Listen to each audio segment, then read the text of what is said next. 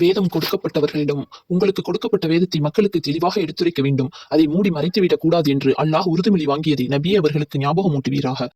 எனினும் அவர்கள் தங்களின் இவ்வுறுதிமொழியை தங்கள் முதுகுப்புறமாக எரிந்துவிட்டு இதற்கு பிரதியாக சொற்பக்கிரயத்தை பெற்றுக் கொண்டனர். அவர்கள் பெற்றுக்கொண்டது மகா கெட்டதாகும். நபியை எவர்கள் தாங்கள் செய்த அற்ப காரியத்தை பற்றி மகிழ்ச்சி அடைந்து தாம் செய்யாத நன்மையான காரியங்களை பற்றியும் தாம் செய்ததாக மக்கள் தம்மை புகழ்வதை விரும்புகிறார்களோ அவர்கள் வேதனையிலிருந்து தப்பித்துக் கொள்வார்கள் என்று நிச்சயமாக ஒரு காலமும் நீர் எண்ண வேண்டாம். கண்டிப்பாக அவர்களுக்கு துன்புறுத்தும் வேதனை உண்டு. வானங்கள் பூமியின் ஆட்சி அல்லாஹுக்குரியதே. அனைத்தின் மீதும் அல்லாஹு பேராற்றல் உடையவனாவான். வானங்களையும் பூமியையும் படைத்திருப்பதிலும் இரவு பகல் மாறி மாறி வருவதிலும் அறிவுடையவர்களுக்கு நிச்சயமாக பல அத்தாட்சிகள் இருக்கின்றன.